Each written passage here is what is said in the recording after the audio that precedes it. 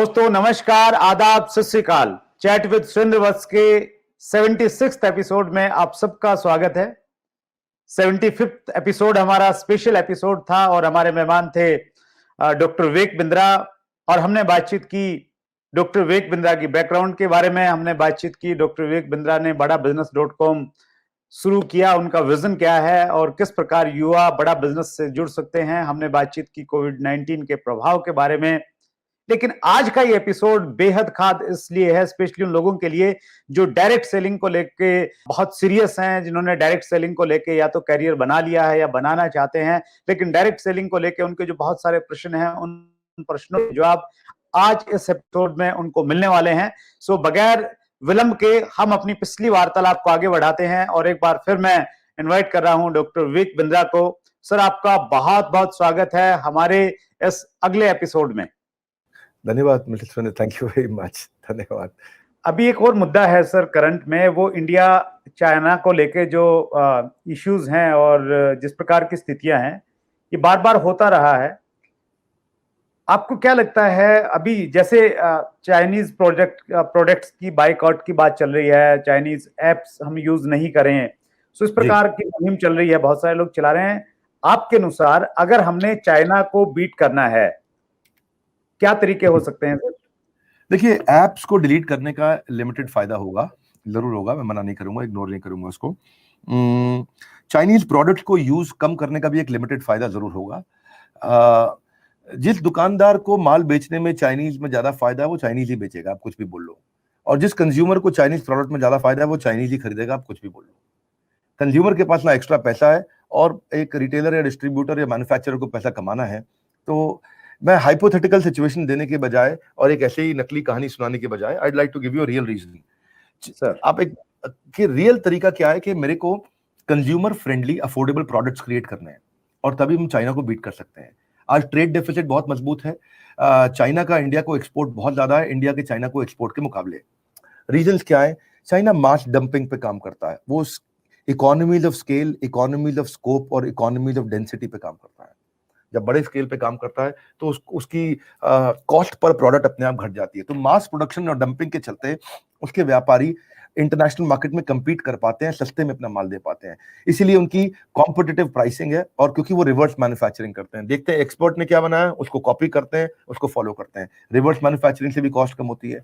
Labour को बड़ा अच्छा बनाया उन्होंने। मैंने मिस्टर गडकरी से भी ये प्रश्न किया था कि हमारी लेबर को कैसे, कब आप इंप्रूव कर पाएंगे, हमारी स्किल बिल्डिंग की मिनिस्ट्री इतना कमजोर क्यों काम कर रही है, जबकि इतना बड़ा फंड 1 लाख करोड़ का हमने इसके ऊपर डाला था, उसके बावजूद भी हमारी लेबर एफिशिएंट नहीं है। इसके अलावा उनकी गवर्नमेंट स्टेबल रहती है, गवर्नमेंट रोज रोज नहीं बदलती। तो हमारे देश में बड़ा इंपॉर्टेंट है कि अगर जात पात को छोड़कर के एक स्टेबल गवर्नमेंट को तैयार करें तो उससे फायदा होगा। एजुकेशन वहां पे ज्यादा अच्छा है, यहाँ पे एजुकेशन अभी भी बहुत कमजोर है हमारे भारत देश में। इंडस्ट्रियल नेटवर्क क्लस्टरिंग, आपने क्योंकि बताया कि आपने मेरा गडकरी जी वाला सेशन देखा था, अब मैं देखा होगा, मैंने उनसे प्रश्न किया कि इंडस्ट्रियल नेटवर्क क्लस्टरिंग, अब चाइना के अंदर बल्ब चाहिए तो उसका पूरा शहर है, वहां पे आप जाएं, आपको टी शर्ट चाहिए तो उसका शहर है, मोबाइल चाहिए तो उसका शहर है, जो खरीदना है तो उसके अपने शहर होते हैं और वो पूरा नेटवर्क का क्लस्टर होता है और उस नेटवर्क के क्लस्टर में बिजनेस को फ्लरिश करना आसान हो जाता है।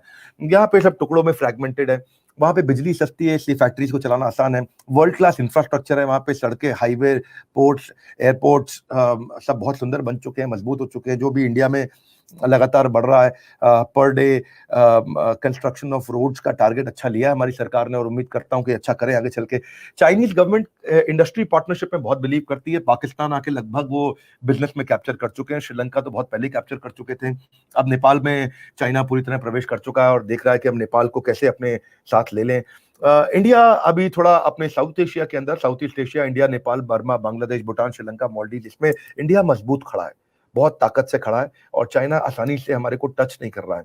तो झगड़े चल रहे हैं और इंटरनेशनल लेवल पे जो हमारे रिलेशनशिप हमारी कंट्री ने क्रिएट किए हैं प्रधानमंत्री मोदी ने, तो उसका बेनिफिट एक अपने देश को मिल रहा है कि चाइना बहुत जल्दी से हाथ नहीं डाल रहा है और आसानी से हम उसको इन्वेजन करने भी नहीं दे रहे। तो मैं ये नहीं कहूंगा कि ऐप डिलीट कर देने से पूरा लाभ मिल जाएगा। पूरा लाभ तब मिलेगा जब आप ऐसा प्रोडक्ट और ऐसी सर्विस क्रिएट करेंगे, इतनी एम्प्लॉयबिलिटी क्रिएट कर देंगे जिससे मेरी पर कैपिटा इनकम चाइना के मुकाबले बढ़ जाए। ह्यूमन कैपिटल यहाँ बहुत मजबूत है हमारे देश में, डेमोग्राफिक डिविडेंड बहुत मजबूत है, यंग पॉपुलेशन है यहाँ पे, तो ना तेरा है ना मेरा है, ये हिंदुस्तान सबका है। अगर नहीं समझ नहीं समझी गई है बात तो फिर नुकसान भी सबका है। तो क्या कहते हैं कि मैन्युफैक्चरिंग सेक्टर को बहुत तेज ग्रो करना है, जहां से सारी जॉब्स मिलेंगे। Stem the root of corruption casteism में है। कास्टिज्म को अगर हम थोड़ा सा ठीक कर सके तो काफी फर्क आ जाएगा इससे। स्किलिंग पे काम करना चाहिए हमारे को। पर मैं इसमें एक बात बताऊंगा कि पीछे मैं बात आपसे कर रहा था कि बिजनेस में अडेप्टेबिलिटी बहुत इंपॉर्टेंट है। अडेप्टेबिलिटी का मतलब क्या हुआ, जैसे आपने अभी कोविड के बारे में क्वेश्चन पूछा। अब कोविड जितनी जल्दी आप फिजिकल से डिजिटल जाते हैं, चाइना में ये हुआ ना, अलीबाबा आने के बाद में वहां पूरा इकोसिस्टम बदला। तो मेरा एक भरतपुर में आईबीसी भी है, उसकी बेचारे की ट्रैवल एजेंसी थी और वो छोटा काम किया करता था बहुत। और मेरे ख्याल है उसका खर्चा हुआ करता था 1.25-1.5 लाख का, 4-5 एम्प्लॉइज थे उसके पास में, और वो 2.25-2 लाख रुपए का काम करता था, जिसमें 25-50 हजार रुपए उसको महीना बच जाता था। जैसे ही ट्रैवल एजेंसी का काम खत्म हुआ कोविड क्राइसिस के चलते, इमीडिएटली चेंज आया और उसके बाद वो आईबीसी मॉडल पे हमारे उसने काम करना शुरू किया। इमेजिन करेंगे आप, मैं उसके रेवेन्यू चेक किए, उसने पहले महीने में 1.5 लाख, दूसरे महीने में 3 लाख और तीसरे महीने में 3.25-4 लाख रुपए का रेवेन्यू मंथली करना शुरू किया उसने। क्यूमुलेटिवली तो बड़ा अमाउंट हो जाएगा। तो वो शायद इसीलिए हुआ क्योंकि डिजिटल टेक्नोलॉजी के साथ पार्टिसिपेशन बहुत इंपॉर्टेंट है। तो चाइना को बीट करने के लिए आपको टेक्नोलॉजी बिल्ड करना, अपने आप को डिजिटल बनाना है, तभी आप तेजी के साथ आगे जा सकते हैं। मतलब इमोशन से खाली काम नहीं चलेगा, इमोशन के साथ में हमें कुछ प्रैक्टिकल चीजें करनी पड़ेंगी, तभी दोनों चीजों का कॉम्बिनेशन होगा, तभी हम लोग बीट कर सकते हैं। इमोशन बहुत जरूरी है सर, लेकिन इंटेलिजेंट एक्शन चाहिए साथ में, केवल एक्शन नहीं, इंटेलिजेंट एक्शन चाहिए। अगर intelligent action with right emotion होगा तो वो एक्शन बहुत मजबूत हो जाएगा और सस्टेन कर जाएगा। That's great sir. आप हर चीज की केस स्टडी हमारे सामने लेके आते हैं सर, बहुत रिसर्च करते हैं। अगर हम लोग इंडिया की एक छोटी सी केस स्टडी करें और हम देखना चाहें आपकी नजरों से कि इंडिया की 3 स्ट्रेंथ क्या है और 3 वीकनेसेस क्या क्या है। काफी सारी बता सकता हूँ, स्ट्रेंथ भी और वीकनेस भी। क्विकली समझते हैं। सबसे पहली स्ट्रेंथ क्या है इंडिया की? Human capital. हमारी जो पॉपुलेशन है, जो कंज्यूमरिज्म है, वो बहुत मजबूत है यहाँ पे। आप ये समझे, डेमोग्राफिक डिविडेंड के चलते हमारी 60% पॉपुलेशन आज यंग है। इसका मतलब क्या हुआ, लगभग 65 करोड़ लोग ऐसे हैं जिनकी उम्र 26 साल से कम है हमारे देश में। तो वो हमारी सबसे बड़ी ताकत है कि यूथ है हमारे पास में। अगर इस अपॉर्चुनिटी को समझ सके, यहाँ प्रोपेंसिटी टू कंज्यूम है, यहाँ लोग डरते नहीं है किसी से। अगर आप चाइना में जाएं, चाइना में कंजम्पशन, प्रोपेंसिटी टू कंज्यूम कम है। चाइना में, सिंगापुर में प्रोपेंसिटी टू कंज्यूम ज्यादा है। ये प्रोपेंसिटी टू कंज्यूम का मतलब मैं समझा देता हूँ साधारण भाषा में। मतलब ऐसा होता है कि पैसा कमाने के बाद खर्च करने में कोई पाबंदी ना हो, आराम से आदमी खर्च कर सके, जहां चाहे वहां खर्च कर सके। चाइना में ऐसा नहीं है। इंडिया में प्रोपेंसिटी टू कंज्यूम बहुत अच्छी है, जिसके कारण हमारे यहाँ आप देखते हैं कि रिसेशन का इम्पैक्ट ना 2008 के दौरान आया था और ना अभी कोरोना क्राइसिस के बाद रिसेशन का इम्पैक्ट आएगा। We will be fastest recovering economies amongst the capitalist economies in the world. सबसे तेज हम लोग ग्रो करेंगे, सबसे वापस तेज भी बाउंस बैक करेंगे। उसके कारण है, 4 कारण होते हैं, हमेशा ध्यान रखिएगा। मैक्रो बोलते हैं इसको, मैक्रो के 4 कारण होते हैं ये बढ़ाने के। 1700 की सदी के अंदर एक जेंटलमैन हुआ करते थे जिन्होंने इसके ऊपर किताब लिखी थी। और मेरे यहाँ जो मॉर्गन स्टैनले है, उसके जो मैनेजिंग डायरेक्टर सीईओ है, मेरे प्रोफेसर है। मॉर्गन स्टैनले, आपको बता दूं, ये एक इन्वेस्टमेंट बैंकिंग कंपनी है जिसका 11 लाख करोड़ का मार्केट कैप है। तो वो मेरे प्रोफेसर है और मेरे बड़े अच्छे मित्र भी हैं। मॉर्गन स्टैनले के मैनेजिंग डायरेक्टर रिदम देसाई। और रिदम देसाई से मेरी बात हुई तो उन्होंने, वहां पे हमने इस पे डिस्कशन किया कि 4 पॉइंट है। पहला पॉइंट क्या है समझ लीजिए। पहला पॉइंट है कि आपकी जो पॉपुलेशन है उसमें डेमोग्राफिक डिविडेंड आपके फेवर में है, यानी कि लोग यंग हैं। दूसरी चीज कंजम्पशन यहाँ पे है। तीसरी चीज रीजनल एंटरप्रेन्योरशिप है और चौथी चीज रीजनल इनोवेशन है। इनोवेशन पे हम अपने आप को आधा नंबर दे सकते हैं 1 में से, लेकिन अगर चारों चीजों को देखें तो टोटल नंबर हमारे 3.5 बनते हैं 4 में से। रीजनल एंटरप्रेन्योरशिप बहुत मजबूत है। कोई भी बिजनेस मॉडल दिखा दो, अपने गांव मोहल्ले में खोलने वाले लोग बहुत तेज होते हैं। दूसरा, खर्च करने में लोग यहाँ डरते नहीं है, खर्च करते हैं क्योंकि यहाँ किसी का दबाव नहीं है। इस देश के अंदर किसी को किसी से कोई डरने की जरूरत कभी भी नहीं है। यहाँ पे जिसका जो मन करे वो बोल सकता है, जिसका जो मन करे वो खा सकता है, जिसका जो मन करे वो पहन सकता है। और तीसरी चीज, क्योंकि जो चौथी मैंने बताया, पॉपुलेशन, कंजम्पशन, एंटरप्रेन्योरशिप, इनोवेशन, तो 4 में से 3.5 नंबर मिलने के कारण इंडिया अभी बहुत मजबूती पे है। पर यहाँ पे कई एरियाज हैं जिसपे काम करना चाहिए इंडिया को, वो मैं बता देता हूँ। जो कमजोरियां हैं जहाँ पे काम करना चाहिए वो है करप्शन। करप्शन को खत्म करने के लिए मतलब मैं क्लियरली बोलूंगा कि जंतर मंतर पे धरना देने का फायदा बहुत लिमिटेड होगा, ज्यादा फायदा कभी भी नहीं होगा। ये शोर मचाना से भी ज्यादा फायदा नहीं होगा। करप्शन खत्म करने के लिए आज आपको समझना पड़ेगा, हर 10 लाख लोगों पे हमारे देश में 20 जजेस हैं। अगर हम जस्टिस को तेज कर दें, हर 10 लाख लोगों पे 50 जजेस ले आए, तो और आज जो जजमेंट 10 साल में आता है वो अगर 2 साल में आने लग जाए, तो जो क्रिमिनल है वो कोई भी गलत काम करने से डरने लगेगा। आज यूएस में क्राइम कम क्यों है मिस्टर वत्स, कभी सोचा आपने? बड़ा सिंपल सा कारण है, यूएस में जस्टिस आपको 11 से 12 महीने में मिल जाता है। आदमी चोरी करने से, किसी को मारने से डरता है, उसको पता है कि भाई जो कोर्ट का डिसीजन है वो 11 महीने में आ जाएगा। हमारे यहाँ 84 के दंगे 84 में हुए थे, और अभी चर्चा हो रही है कि शायद केस चलाया जा सकता है इसके ऊपर या इसके ऊपर। तो हमारे यहाँ जस्टिस बहुत डिले हो जाता है, तो उस पर हमारे को काम करना जरूरी है। दूसरा एक है कि स्टेट को, राज्यों को अपने पीएनएल बनाने चाहिए। राज्यों को अपने पीएनएल बनाने चाहिए मतलब क्या है कि हर एक राज्य को प्रॉफिटेबल होना चाहिए, उसको अपने रेवेन्यू जनरेट करना और अपने खर्चों को निपटाना आना चाहिए, जैसे एक कंपनी को चलाया जाता है। तीसरा, क्वालिटी ऑफ फैकल्टी इंप्रूव होना चाहिए। सबसे अच्छी बात क्या है कि फैकल्टीज को इंसेंटिवाइज करो स्टूडेंट की परफॉर्मेंस के बेसिस पे। आज क्या मिस्टर वत्स, ऐसा है कि जो टीचर पढ़ाता है, बच्चा पढ़े या ना पढ़े, टीचर की तनख्वाह फिक्स्ड है। टीचर की तनख्वाह पे कुछ असर नहीं आने वाला, काम करो तो भी उतनी तनख्वाह, नहीं करो तो भी उतनी तनख्वाह। लेकिन अगर मॉडल को चेंज कर दें और टीचर की सैलरी में 30% वेरिएबल कर दें, समझो कि टीचर की तनख्वाह उदाहरण के रूप में 1 लाख रुपए महीना है, उसको बोले तुम्हें 70,000 रुपए मिलेगी, पर बाकी 30,000 तब मिलेगी जब तुम्हारी क्लास में बच्चे बैठे हुए उनकी परफॉर्मेंस को 10, 20, 30% इंप्रूव कर दोगे। और टीचर की तनख्वाह में अगर वेरिएबल ऐड कर दे तो काफी फर्क आ जाएगा। जैसे आप एमएलए में इंसेंटिव देते हैं, ऐसे टीचर को भी इंसेंटिव मिलना चाहिए। इसके अलावा गवर्नमेंट को पॉलिसी मेकिंग पे काम करना चाहिए, गवर्नमेंट को धंधा नहीं करना चाहिए। Government should not be, there is no business for government to be in business. Business करना चाहिए कॉर्पोरेट्स को, सारे कॉर्पोरेट्स को इनवाइट करके आपस में कंपटीशन बिल्ड कर दें ताकि कस्टमर के लिए प्राइस कम हो जाए। जब एक ही आइटम को देने के लिए 100 कंपनी आ जाएंगी तो अपने आप कस्टमर को सस्ते भाव पे मिल जाएगा माल। रेलवे को, एयरलाइंस को, ऑयल एंड गैस को, सबको प्राइवेटाइज कर देना चाहिए। उससे क्या होगा, स्पीड आ जाएगा और गवर्नमेंट अच्छी पॉलिसी बनाएगा। अगर गवर्नमेंट बिजनेस करने में बिजी हो जाएगी तो गवर्नमेंट पॉलिसीज कब बनाएंगी। ब्यूरोक्रेट्स को आपको और इंसेंटिवाइज करना होगा ताकि वो रेवोल्यूशन ला करके दे सकें। ब्यूरोक्रेट की लाइफ में स्टिक तो है पर कैरेट नहीं है। अगर ब्यूरोक्रेट कोई बड़ा रेवोल्यूशन लेकर के आता है, आईएएस ऑफिसर, तो उसको कोई खास इंसेंटिव नहीं मिलता, उसको कोई ग्रोथ नहीं मिलती है, उसको कोई रेवेन्यू में शेयर नहीं मिलता है। तो ब्यूरोक्रेट को डर रहता है कि मैं ज्यादा काम कर दूंगा तो कल को सीवीसी आ जाएगी, सीएजी आ जाएगी, सीबीआई आ जाएगी। सॉरी, मैं थोड़ा आज एमएलएम जैसा बात नहीं कर रहा, मैं रियल इकोनॉमी, इंडस्ट्री, बिजनेस की बात कर रहा हूँ। पता नहीं आपके चैनल पे ये सब चलता है कि नहीं चलता है। हो सकता है कि आपके चैनल पे लोग मेरा वीडियो देखे ही नहीं, क्योंकि उनको थोड़ा एमएलएम का आदत रहता है और मैं बात करता हूँ इकोनॉमी की, बिजनेस की, ग्रोथ की, प्रोडक्टिविटी की। तो आई डोंट नो, मैं इस कंटिन्यू करूँ इसी मोमेंटम। सो उनका video sir with in 20 hours जब वो लाइक्स में चला गया सर, आपके दीवाने हैं सर लोग। Please go ahead. धन्यवाद। मेरा मॉडल बड़ा सिंपल है कि रियल ज्ञान दो, हवा की बात मत करो। डिओड्रेंट में हवा बहुत होती है, एक्चुअली कंटेंट थोड़ा होता है। मेरा मानना है परफ्यूम की तरह काम करना चाहिए, जिसमें जितनी बार स्प्रे करो एक्चुअल कंटेंट निकल के आए। और मिस्टर वत्स, अगर आप चाहते हैं तो हमारे देश में स्कॉलरशिप्स बढ़नी चाहिए, कम से कम 1 लाख करोड़ की स्कॉलरशिप ऐड हो जाए, हर मेधावी बच्चे को स्कॉलरशिप मिले।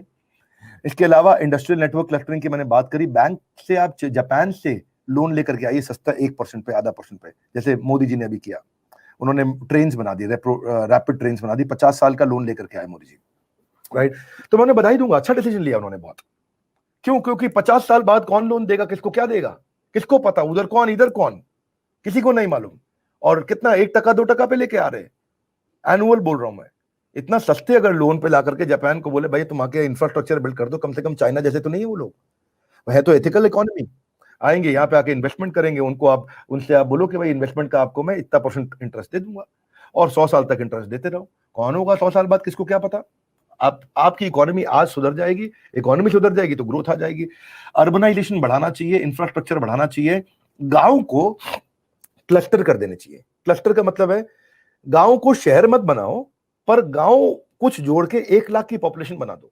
जैसे ही 1 लाख की पॉपुलेशन होती है तो वहां बिजनेस, इकोनॉमी मूवमेंट तेज हो जाता है। माहौल गांव का है तो गांव का लाभ भी रह गया और इकट्ठे जुड़ने से बिजनेस के लिए अपॉर्चुनिटीज भी क्रिएट हो गई। इसी से एफिशिएंसी आ जाएगा। गवर्नमेंट को स्टार्टअप्स को मदद करना चाहिए बहुत तेजी के साथ में। और आखिरी जो सबसे ज्यादा महत्वपूर्ण है, जैसे आपने बताया कि आप संस्कृत की पढ़ाई भी आपने करी, आपने शुरू में बताया मुझे कि चंद्रगुप्त मौर्य के समय में चाणक्य हुआ करते थे, तो आपको चाणक्य की आवश्यकता है। भगवान राम की, भगवान कृष्ण की, पुराना भारत ही हमें आगे लेकर के जाएगा। भगवत गीता की वैल्यूज, प्रिंसिपल्स और मोरालिटी हमारे को चाहिए, तो हमारे को अपने लीडर्स को ठीक चुनना है। अगर लीडर्स हमारे गलत हैं तो दिक्कत आती है। ये मेरी जात का है, ये मेरे गांव का है, ये मेरी बिरादरी का है, इसका मतलब ये नहीं कि वो कॉम्पिटेंट होगा। लीडर जात बिरादरी का हो ना हो, पर कॉम्पिटेंट होना जरूरी है। That's great, wonderful sir. चूंकि ये पॉलिटिकल मुद्दा है, इसमें मैं एक चीज पे और थोड़ा सा आपका व्यू चाहूंगा, क्योंकि बहुत इंपॉर्टेंट है। हमारा यूथ आपको बहुत फॉलो करता है। हमारे देश में जो भी पार्टी आती है वो जनरली फ्री में चीजें देना शुरू कर देती है कि हमारी सरकार आएगी तो हम आपका ये लोन माफ कर देंगे, आपको ये आटा दे देंगे, तेल दे देंगे, ये सब दे देंगे। सो इससे जी, क्या देश में कोई अच्छा मैसेज हम लोग क्रिएट कर पा रहे हैं?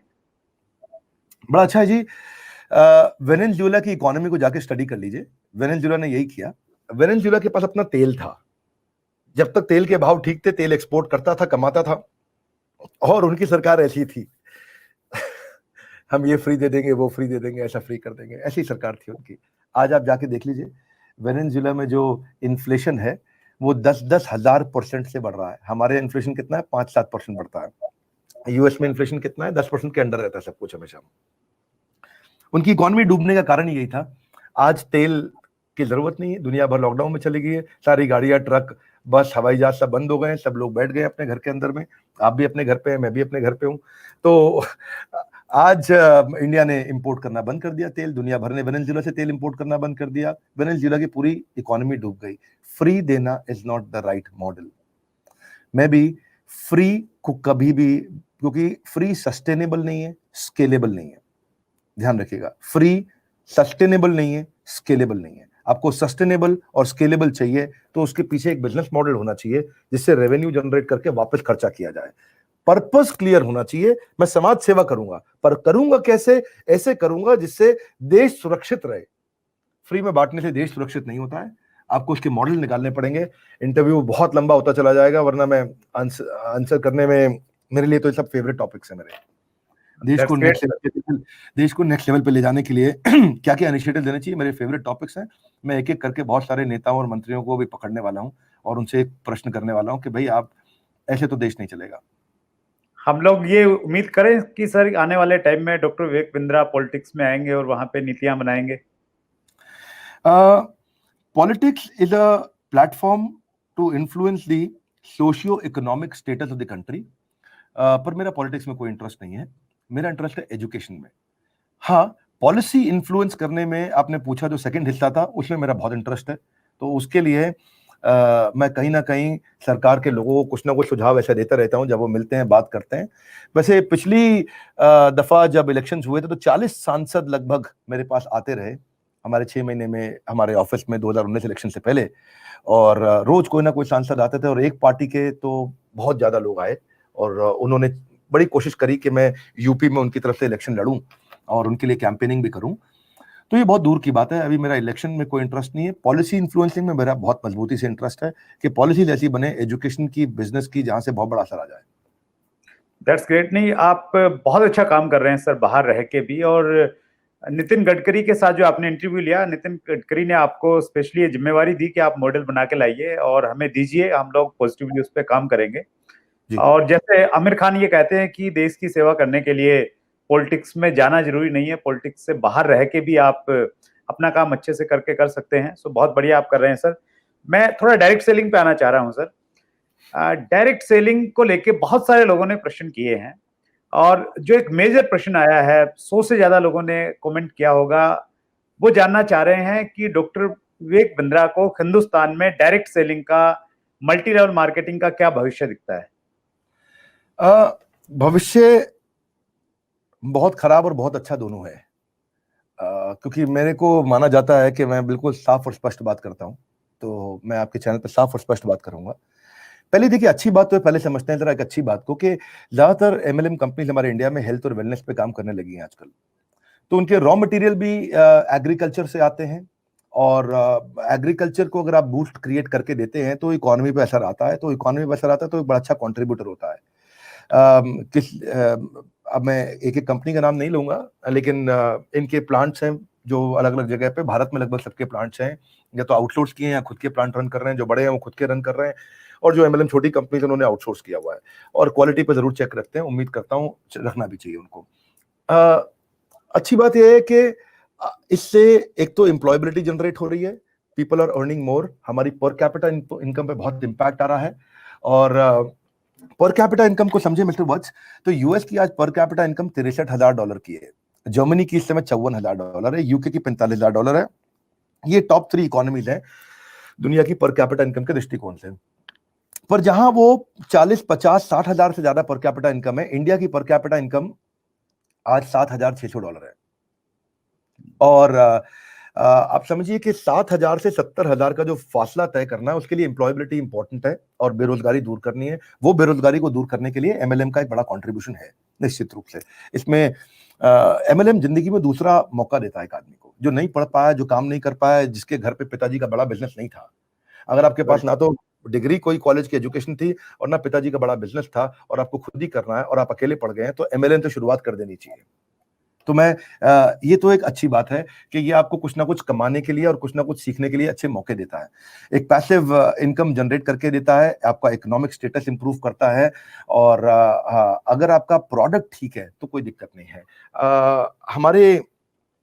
हमारे भी कुछ चैनल पार्टनर्स हैं जो हमारी ब्रांचेस को हैंडल करते हैं।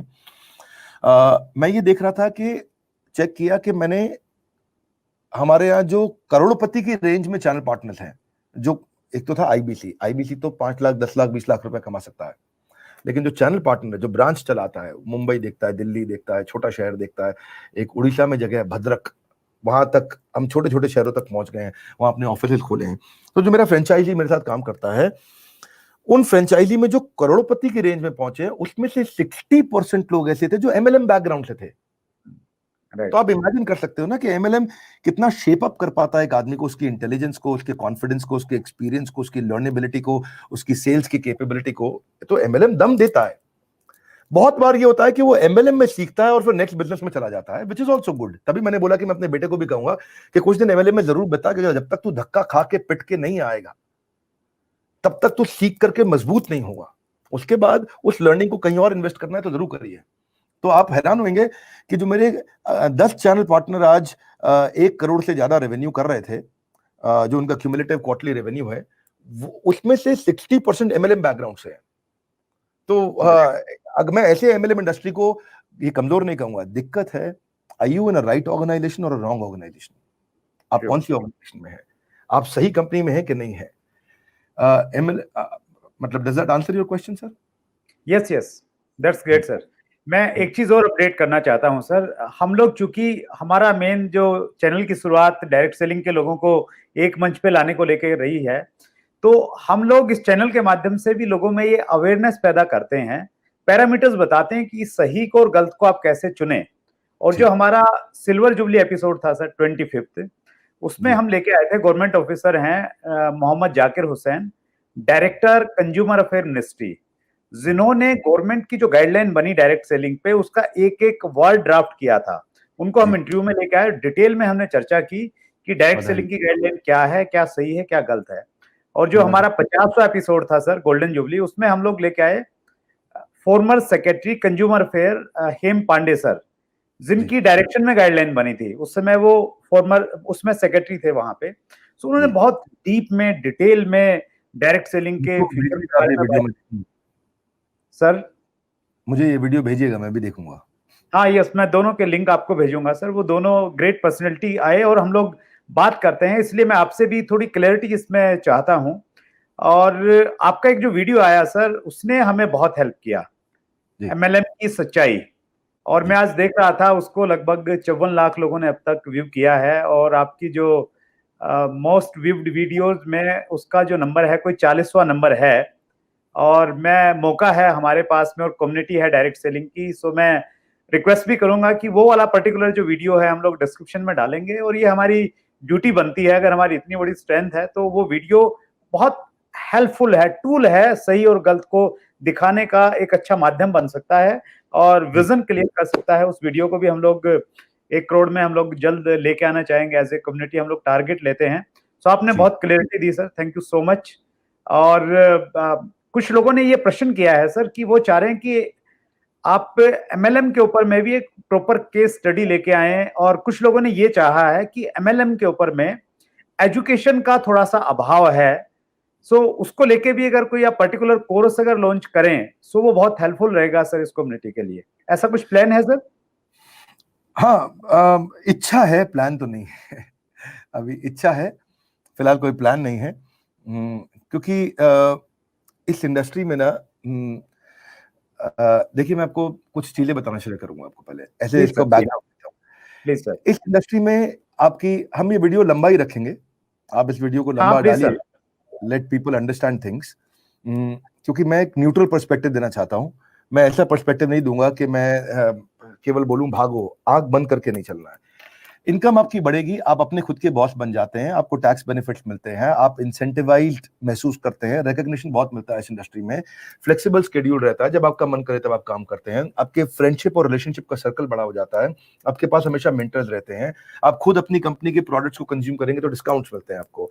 पर क्यूनेट जैसी कंपनीज हैं, इनको मैं नहीं पसंद करता। मेरे ये हृदय को, मेरे को दुख लगता है जब मैं ऐसी ऑर्गेनाइजेशंस को देखता हूँ। अगर मैं नहीं पसंद करता तो अपना ओपिनियन रखने का अधिकार है मेरे पास में, तो मैं अपना ओपिनियन रख रहा हूं। मैं नहीं बोल रहा कि वो फ्रॉड है, मैं नहीं पसंद करता, आप जैसे भी हैं। मेरा एक बहुत क्लोज मित्र था, है, और उस मित्र की बहन की शादी में मैं उसके साथ गया था, और उनके ब्रदर, मतलब जिनसे शादी हुई लड़के से, वो लड़का आगे चल के क्यूनेट ज्वाइन कर गया। तो मेरे बहुत नजदीकी दोस्त की बहन मतलब मेरी बहन, अब मेरी बहन का पति मतलब मेरा जीजा, तो भाई इनका तो बहुत सम्मान होना चाहिए, हमारे देश की तो प्रथा यही है। अब जीजा जी जो बोले तो मानना पड़ेगा आपको। तो मिस्टर वत्स, मैं दुबई में था और ये भाई साहब क्यूनेट में थे दुबई में, और मैं अपना ट्रेनिंग इंडस्ट्री में अच्छा काम कर रहा था। तो ये मेरे पास आए, गाड़ी में बैठ के मुझे बोले कि तूने तो अपनी जिंदगी खराब कर ली है विवेक, लेकिन अगर तू चाहता है तो तेरू जो बोलता जा रहा हूं वो करता था, तेरी जिंदगी बदल जाएगी। मैं बोला क्या करना है? तो क्या खड़ा होकर स्टेज पर ट्रेनिंग देता रहता है, आ एमएलएम ज्वाइन कर, मेरे साथ क्यूनेट ज्वाइन कर। मैं बोला कैसे? बोला 5 से 10 करोड़ रुपए हफ्ता कमाता हूं मैं, और ये उम्मीद कर रहा हूं 25 करोड़ रुपए हफ्ते की मेरी इनकम हो जाएगी अगले 2 क्वार्टर में, मतलब ऐसा 6 महीने में, ऐसा बोला। तो जैसे ही कोई बड़े बड़े पैसे की बात करने लगता है ना, तो मेरा पूरा शट डाउन हो जाता है माइंड, एकदम माइंड शट डाउन हो जाता है। 2 जोड़ जल्दी मिलेंगे 2 करोड़, मेरा उसी समय माइंड बंद हो जाता है। तो मैं उनको छोड़ के आ गया वहां पे। मैंने कहा बहुत अच्छा लगा, मैं जो सेवा कर रहा हूं मुझे करने दो, और आप इतना कमा रहे हो, उसमें जो सहयोग चाहिए मैं करूंगा। मैं आ गया चुपचाप वापस। अब उस बात को 3 साल हुए। 3 साल बाद वही जीजा जी, वो देखेंगे ये वीडियो मुझे मालूम है वही हमारे जीजा जी, आप जान के हैरान होंगे कि 70-80 हजार रुपए की नौकरी के लिए मेरे को कम से कम 100 बार फोन कर चुके हैं। तो कि मुझे आप 50 हजार रुपए दिला दो महीना, 70 हजार रुपए दे दो, अपनी कंपनी में कोई तो काम दे दो, कोई तो काम दे दो, कोई तो काम दे दो। सो जब इतना झूठ बोलता है आदमी, इतना झूठ बोलता है, इतना झूठ बोलता है, तो आपको डर लगता है और आप पीछे हो जाते हो। मैं जहां जहां जो लोगों से मिला, BMW, मर्सिडीज, गाड़ी, हेलीकॉप्टर, कोई कहानी सुनाता है, कोई कहानी सुनाता है। क्योंकि मैं पैसे से इंस्पायर्ड हुआ ही नहीं आज तक कभी भी। मेरा इंस्पिरेशन आता है पर्पस से, लोगों की मदद करने से। पर्पस पे काम करेंगे, प्रॉफिट अपने आप आता है। प्रॉफिट पे काम करेंगे, ना पर्पस अचीव होगा ना प्रॉफिट मिलेगा। सरल सी बात है। और वो ही मेरे जीवन में एक, मेरे आप आसपास किसी हमारी कंपनी की किसी भी लीडर से मिल लीजिएगा, एक तो कोई हमारे को छोड़ के नहीं जाता, जो पहले दिन ज्वाइन किए थे आज तक हमारे साथ हैं, और वो आज हमारे साथ काम करते हैं। आप किसी से भी पूछिएगा, बताएंगे विवेक बिंद्रा कैसे आदमी है। मेरे को किसी ने कुछ कैश दे दिया था एक बार, बहुत बड़ा अमाउंट, कुछ मतलब लगभग 4-1 लाख रुपया कैश दिया था किसी ने कोलकाता में, टैक्सेबल अमाउंट था, पर कैश था मेरे पास में। अब मैं एयरपोर्ट पे 2 घंटा पहले पहुंच गया, कोलकाता एयरपोर्ट इंटरनेशनल एयरपोर्ट है। मैंने कसम खाली के 4 लाख रुपए खर्च कर दूंगा एयरपोर्ट पे मैं आज। पहली बार आपके माध्यम से अपनी पर्सनल स्टोरी बता रहा हूं, मैंने इतना पर्सनल स्टोरी डिस्कस नहीं करता प्लीज सर, आपके चैनल पे, पहली बार बता रहा हूं। 4 लाख रुपए मेरे बैग में पड़े हुए, और मैं सोचा कि एयरपोर्ट पे खर्च कर दूंगा आज। अब वहां पे बड़े एक्सपेंसिव बैग के भी शोरूम है, एक्सपेंसिव जूतों के भी शोरूम है, जहां बैग 50 हजार रुपए का मिल रहा है, जूता 70 हजार रुपए का मिल रहा है, घड़ी 1.5 लाख की मिल रही है, 1 लाख की मिल रही है, गॉगल्स मिल रहे हैं महंगे आपको 40 हजार रुपए के, ऐसे बहुत सारे स्टोर्स हैं वहां पे। और मैं कहा कि आज जान लगाऊंगा, खर्च कर दूंगा। इमेजिन करो, मैं 1.25 घंटा हो गया, फ्लाइट का अनाउंसमेंट हुआ, जब मैं निकला तब तक मैं 1499 रुपए का खाली ईयरफोन खरीद पाया। मेरे लिए एक ही जगह खर्च करता हूं। मैंने सबसे ज्यादा खर्चा अपनी लाइफ में किताबों पे किया है। मेरी लाइब्रेरी आकर के देखिए, किसी दिन आपको इनवाइट करूंगा मिस्टर वत्स। इतनी किताबें हैं मेरे पास में, इतनी किताबें हैं। तो मैं पैसे से इंस्पायर्ड नहीं हुआ, लोगों की प्रॉब्लम सॉल्व करने से इंस्पायर्ड हुआ। और इसी के चलते हमेशा रिक्वेस्ट करूंगा, एथिकल MLM कंपनी ज्वाइन करिए। और आपने बताया कि जैसे कि आप बताते भी अपने प्लेटफॉर्म पे लोगों को शेयर करते हैं कौन क्या राइट है क्या रॉन्ग है, वो आप और जिम्मेदारी से करिए, क्योंकि आपके जैसे प्लेटफॉर्म्स की आवश्यकता है ताकि लोग समझ सकें, सही ऑर्गेनाइजेशन ज्वाइन करें, बिना बात के गलत चीज को एक्सटेंड ना करें। सर कलकत्ता में आप सिर्फ 1499 रुपए खर्च कर पाए, मैडम साथ में नहीं थे, मैडम होते तो 4 लाख कम पड़ जाते शायद। नहीं, वो और कम करती। अच्छा, वंडरफुल सर। ये तो मैं ब्रह्मचारी आश्रम का रहने वाला हूँ, जमीन पे सोया हूँ, चटाई पे रहा हूँ, चटाई पे सोता था, तकिया नहीं था, उबली सब्जी खाता था लंगर लाइन में बैठ करके। तो मेरे जीवन में मेरी पर्सनल इच्छा कोई भी नहीं है। आप मेरे को आके देखिए, मेरा रहन सहन बहुत सरल जीवन जी रहा हूं मैं ना कभी महंगी घड़ी नहीं खरीदी। लोग मेरे पास इसलिए थोड़ी आते हैं मेरे पास गाड़ी कौन सी है, लोग मेरे पास इसलिए आते हैं कि मैं उनको सिखा के आ सकता हूँ, बस उसी पे मैंने फोकस किया है। That's great, wonderful sir. आपने बहुत टचिंग अपनी स्टोरी और फीलिंग बताई डायरेक्ट सेलिंग को लेके, और ये एक विडंबना है सर, सबसे बड़ा दर्द, क्योंकि मैं इस इंडस्ट्री में 20 साल से पार्ट हूँ और एक ही ऑर्गेनाइजेशन के साथ में शुरू से जुड़ा हुआ हूँ, और ये कसम खा के जुड़ा था कि पैसा मुझे कभी अट्रैक्ट नहीं कर पाएगा, यहीं जीना है और यहीं मरना है। और ये देख के दुख होता है सर, जब यहाँ पे बहुत सारे लोग बहुत महंगे प्रोडक्ट लेके आते हैं और वैल्यू फॉर मनी नहीं रहता, लालच और प्रलोभन लेके आते हैं। और हालांकि गाइडलाइन में सर अच्छी बात ये है, जो गाइडलाइन है कंज्यूमर अफेयर मिनिस्ट्री की, इसमें कुछ पॉइंट बहुत क्लियर हैं कि आपका प्रोडक्ट अगर वैल्यू फॉर मनी नहीं है तो आप इलीगल काम कर रहे हैं, और मनी सर्कुलेशन बैनिंग एक्ट 1986 के तहत आपके ऊपर में कार्रवाई हो सकती है। लेकिन उसके बावजूद भी कुछ कंपनियां हैं, हम लोग काम कर रहे हैं, और इसलिए आपने भी उसमें प्रकाश डाला। और मेरी आपसे पर्सनल रिक्वेस्ट है सर, ये बहुत बड़ा मुद्दा है डायरेक्ट सेलिंग। मैं डाटा आपके साथ में शेयर कर रहा हूं sir, world federation direct selling association का। डायरेक्ट सेलिंग का जो ग्लोबल टर्नओवर है सर, वो 1,92,000 मिलियन डॉलर का है 2017-18 का। और उसमें सबसे बड़ा पार्ट है अमेरिका का, लगभग 35,000 मिलियन डॉलर, और इंडिया का पार्ट सर उसमें मात्र 1,518 मिलियन डॉलर है। यानी हम टोटल हेडरूम ऑफ ग्रोथ बहुत ज्यादा है अभी। हाँ, तो मतलब हम लोग सर 35,000 अमेरिका कर रहा है 32 करोड़ की पॉपुलेशन में, हर हम 130 करोड़ पॉपुलेशन के साथ में मात्र 1,518 बिलियन डॉलर कर रहे हैं। सो बहुत बड़ा वॉल्यूम की संभावना है। सो इस इंडस्ट्री को आप जैसे लीडर की आवश्यकता है सर, ताकि सही डायरेक्शन मिले। और मेरी रिक्वेस्ट है सर, स्पेशली आप इस दिशा में आप सोचिए मत, आप प्लान कीजिए सर। मैं इस पे एक वीडियो बनाऊंगा जहां पे ये जरूर शेयर करूंगा कि कौन सी कंपनी इस समय क्या कर रही है, अपना रिसर्च करके उसमें आपके भी इनपुट लूंगा मैं। और पर मैं सेल्स के ऊपर एक प्रोग्राम बना रहा हूं जो बहुत पावरफुल प्रोग्राम है, जिससे आप सेल्स को बिल्ड कर सकते हैं, मल्टीप्लाई कर सकते हैं। मैं आपको बताता हूं मैं थोड़ा क्यों स्टेप बैक किया एमएलएम इंडस्ट्री से पर्सनली, आपको पर्सनल फीलिंग शेयर कर रहा हूं। मतलब जब मैं फ्यूचर मेकर नाम की एक कंपनी थी और वहां जाकर के मेरे एक दोस्त हैं आचार्य मनीष, वो रोज टेलीविजन पे आते हैं, 25-30 चैनल पे उनका शो आता है रात को, वो आयुर्वेदिक दवाइयां देते हैं, आचार्य मनीष बड़े पॉपुलर हैं। उनसे उन्होंने वहाँ कुछ उनका कुछ ट्रांजैक्शंस थे इनके साथ में, तो वो भी वहाँ थे। पर जैसे ही मैं उनसे मिला और उनको 5-7 क्वेश्चन किए, मैं इवेंट तो करके आया पर अंदर से बहुत दुखी था, क्योंकि इवेंट में कहीं ना कहीं उन्होंने मेरा फोटोग्राफ लगाया, मेरे को प्रमोट किया वहां पे, और आगे भी शेयर किया कि future maker doctor Vivek Bindra को लेकर के आया। सो चैलेंज ये था कि मैंने उसी दिन आचार्य मनीष को बता दिया था कि अगर ये कंपनी 1 साल से ज्यादा चली तो मैं बिजनेस करना बंद कर दूंगा। और वही हुआ फ्यूचर मेकर के साथ में, क्योंकि ये समय नहीं लगता आप समझने में। पहले समय लगा करता था मैं बस कोई बिजनेस मॉडल को समझने में कि वो कितना सस्टेन करेगा। अभी किसी को मेरे साथ बैठा दो, 4 क्वेश्चन पूछते ही मैं आपको बता दूंगा उसकी एग्जैक्ट प्रॉब्लम क्या है और कहां जाके फंसेगा वो। अब तो एक्सपर्टीज एक्सपीरियंस हो गया ना, हजारों बिजनेस देख लिए अब हमने। राइट। तो अच्छे लीडर्स आपको चाहिए, यूर राइट, मैं भी इस पे काम करूंगा। अच्छे लीडर्स के लिए आपको एक से नहीं कईयों से सीखना पड़ेगा। आपको डिसिप्लिन अक्षय कुमार जैसा बिल्ड करना है, आपको परफेक्शन की डिजायर आमिर खान जैसी लेके आनी है, आपको विनम्रता अमिताभ बच्चन जैसी लेकर के आनी है, आपको सेल्फ मोटिवेटेड दशरथ मांझी की तरह रहना है, विजनरी हमेशा वॉल्ट डिज्नी की तरह रहना है, जिसने बहुत साल पहले ही विजन क्रिएट कर लिया था। अपॉर्चुनिस्ट बिल गेट्स और स्टीव जॉब्स की तरह रहना है, ईमानदारी एथिक्स आपको रतन टाटा की तरह बिल्ड करने हैं, बिजनेस की इंटेलिजेंस और शार्पनेस मुकेश अंबानी की तरह लानी है, इंटेग्रिटी लाल बहादुर शास्त्री जैसी हो, लॉयल्टी, मतलब जैसे एमएलए में लॉयल्टी बहुत जरूरी है क्योंकि लोग कंपनी बार बार छोड़ देते हैं, लॉयल्टी होनी चाहिए बैराम खान की तरह जो अकबर के आर्मी चीफ थे, और लोगों की तारीफ करना, उनको अप्रिशिएट करना, ये नवजोत सिंह सिद्धू जैसा होना चाहिए। वो हर बात पे हंस पाते हैं, लोगों की तारीफ भी कर पाते हैं, उत्साह बढ़ा पाते हैं।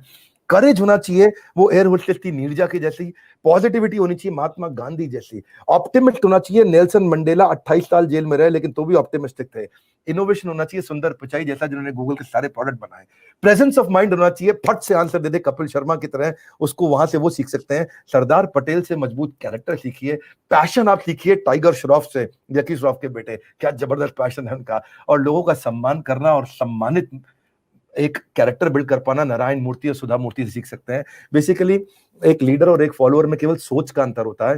लीडर, समझदार लीडर वही है जो और leaders of leading leaders create कर पाता है। मैं फिर से बोल देता हूं, असली लीडर वही है जो लीडर ऑफ लीडिंग लीडर, वो लीडर जो कई सारे लीडर्स को लीड कर सके, ऐसे लीडर तैयार करे, तभी आपकी एमएलएम की कम्युनिटी मजबूत होगी और एक्टिवेशन रेट तेज होगा। ये जो चीजें आपने बताई हैं सर, उनमें से मैक्सिमम चीजें अगर किसी एक व्यक्ति से सीखनी है तो वो डॉक्टर विवेक बिंद्रा से सीख सकते हैं, जिनमें लॉयल्टी भी है, जिनमें मोटिवेशन भी है, जिनमें रिस्पेक्ट रिगार्ड करना भी है, मजबूती भी है।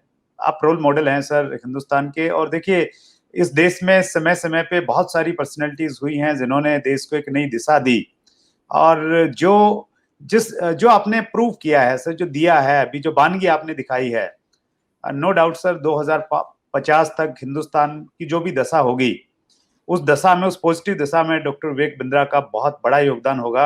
ये हिंदुस्तान महसूस करने लग गया है। धन्यवाद धन्यवाद धन्यवाद। Thank you so much sir. Leadership पे आते हैं हम लोग। हमने तो एक किताब पढ़ी, 7 habits of highly effective people by Stephen R Covey, लेकिन हम जानना चाह रहे हैं डॉक्टर विवेक बिंद्रा के अनुसार सक्सेसफुल लीडर्स की 7 आदतें कौन सी होती हैं? अभी तो मैंने बहुत सारी बता दी आपको, अक्षय कुमार से, आमिर खान से, रतन टाटा से, वॉल्ट डिज्नी से, मांझी से, लाल बहादुर शास्त्री से, बैराम खान से, मुकेश अंबानी, सुंदर पिचाई, नेल्सन मंडेला, गांधी, कितने सारे उदाहरण दिए, टाइगर श्रॉफ, सरदार पटेल, बहुत सारे दिए। नेचुरली सर आपको सीखना पड़ेगा लीडर के लिए। सबसे इंपॉर्टेंट चीज अगर मैं फिर समराइज करता हूँ मिस्टर वत्स, वो ये है कि लीडर को सही जगह से सीखने की क्षमता होनी चाहिए। लीडर असली व्यक्ति वही है जो कंटिन्यूसली प्रोग्रेस करे, जो कंटिन्यूसली प्रोग्रेस करे और अपने उदाहरण के द्वारा सिखाए। खासतौर से आपकी इंडस्ट्री के पर्सपेक्टिव में इंपॉर्टेंट क्या है? एग्जेम्पलरी होना। जितना ज्यादा सी leadership is not at its best when it is taught, it is at its best when it is caught. Taught मतलब सिखा के, कॉट मतलब देख करके। आप असली सीखते जो हो, वो जब आपको लोग देख के सीखेंगे ना, वो बहुत दूर तक सीखेंगे, बजाय कि इसके जब आप उनको दिखा के, बता के सिखाएंगे। तो इन्फॉर्म नहीं करना है, इन्वॉल्व करना है, अपने आचरण के द्वारा सिखाना है। श्रील रूप गोस्वामी चैतन्य महाप्रभु के शिष्य कहते थे, पहले आचार फिर प्रचार। तो पहले आचरण चाहिए, बाद में प्रचार कर सकोगे आप, दम आ जाएगा, उसमें ताकत आ जाएगी, क्योंकि वो रियलाइज्ड होगा। That's great sir. हम भी ये चीज बताते हैं, मेरी एक फेवरेट कोटेशन है कि बोल के सिखाना सबसे गलत और बुरा सिखाना है, करके दिखाना सबसे अच्छा और परमानेंट सिखाना है। बहुत खूब। That's great sir, wonderful. आगे हम लोग बढ़ते हैं सर, और हम लोग कुछ क्वेश्चंस को लेते हैं। पिछले दिनों एक घटना ने पूरे हिंदुस्तान को झंझोड़ के रख दिया, और वो था सुशांत सिंह राजपूत का अचानक इस दुनिया से चला जाना। और इस प्रकार की बहुत सारी घटनाएं होती रही हैं सर, हमारे देश में भी और दुनिया में भी। आपके पास में, आप स्पिरिचुअलिटी से भी जुड़े हैं और आप बिजनेस में एक बड़ा मुकाम है, लोगों को लीड कर रहे हैं, 0 कंपनियों से आपने बहुत बड़े प्रॉफिटेबल बिजनेस ऑर्गेनाइजेशन खड़े कर दिए हैं। सो एक आदमी सर सुसाइड जैसी का जब डिसीजन लेता है सुसाइड करने का, वो क्यों लेता होगा और उससे कैसे बचा जा सकता है सर? देखिए, सुसाइड जो है वो आंतरिक खोखलेपन को दर्शाता है। इसके रूट कॉज को समझेंगे, फ्रूट्स तभी ठीक मिलेंगे जब रूट्स ठीक होंगे। अब इंडिया में सुसाइड रेट हायर साइड पे नहीं है अभी भी। मैं थोड़ा आपको दूसरा डेटा देता हूं। हाईएस्ट डिवोर्स रेट इस समय यूएस में 60% of marriages gets broken within the first year of their marriage. मैं थोड़ा हिंदी में बोलता हूँ, लगभग 10 में से 6 शादियां पहले 1 साल के अंदर यूएस में टूट जाती हैं, जिसके कारण जो बच्चे पैदा होते हैं वो आपराधिक वारदातों में जाते हैं, जिसको बोलते हैं जुवेनाइल डेलिंक्वेंसी। 13 साल से 18 साल की उम्र में अगर कोई बच्चा अपराध करता है उसको बोलते हैं जुवेनाइल डेलिंक्वेंट। साइकाइट्रिस्ट की जरूरत सबसे ज्यादा यूएस में पड़ रही है।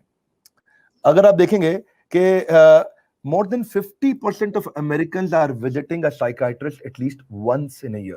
साल में एक बार कम से कम 50% अमेरिकन है जो किसी न किसी साइकाइट्रिस्ट के पास जाते हैं, इतना स्ट्रेस है उनको।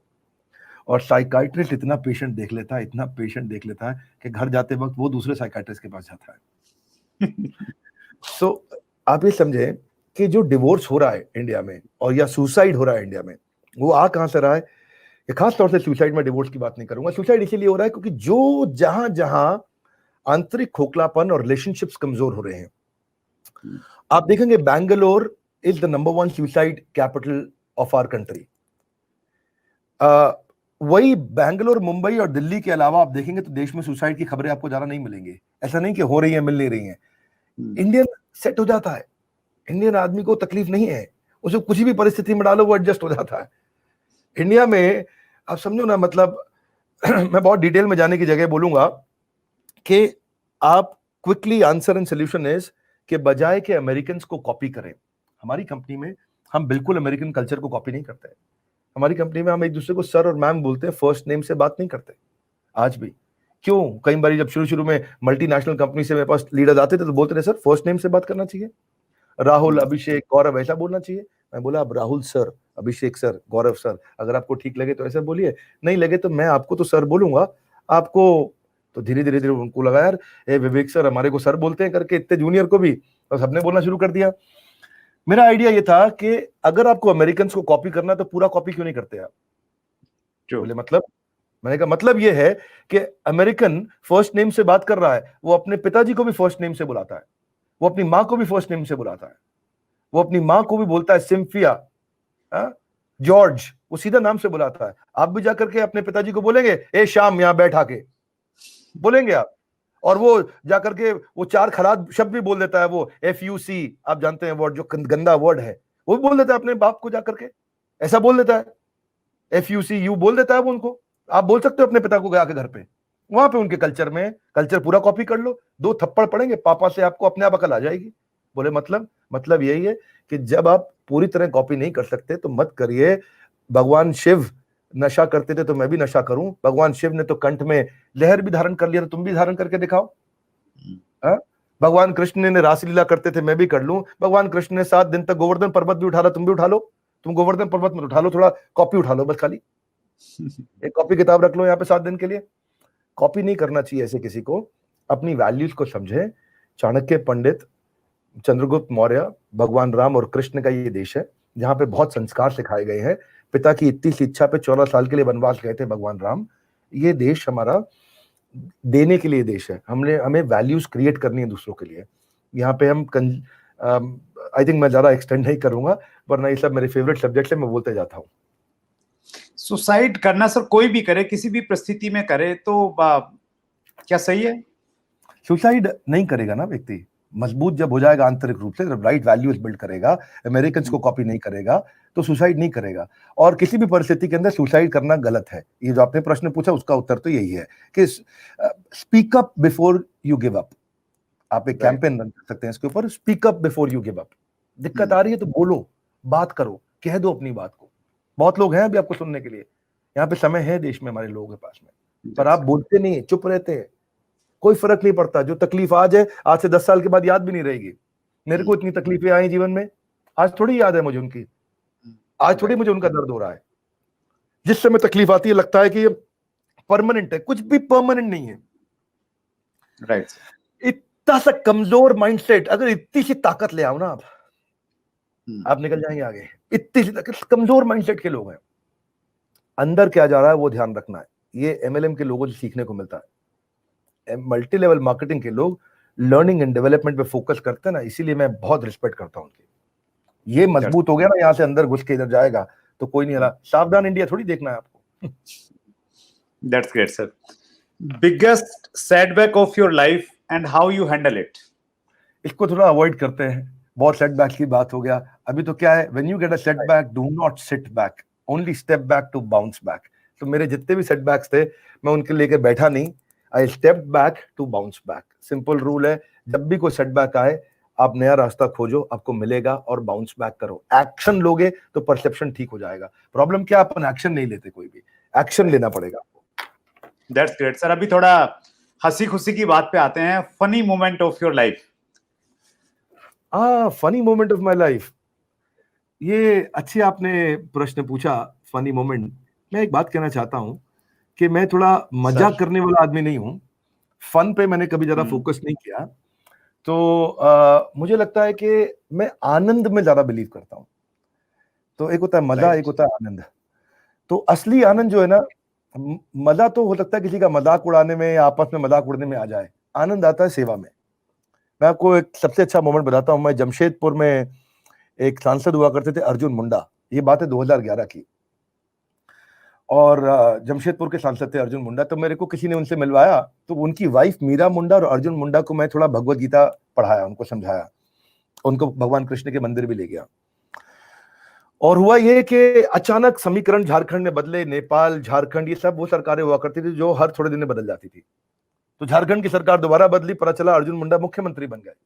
तो उन्होंने मुझे बुलाया स्वेरिंग सेरेमनी के लिए कि आइए आप रांची आइए, और बोले क्या सेवा कर सकते हैं। मैंने कहा मुझे अपने लिए कुछ नहीं चाहिए, दो काम करते हैं कि आप मिस्टर रतन टाटा से मुझे मिलवाइए, और जमशेदपुर जो आपकी कॉन्स्टिट्यूएंसी है वहां पे गरीब बच्चों के लिए मिड डे मील की एक सॉलिड किचन बनाते हैं।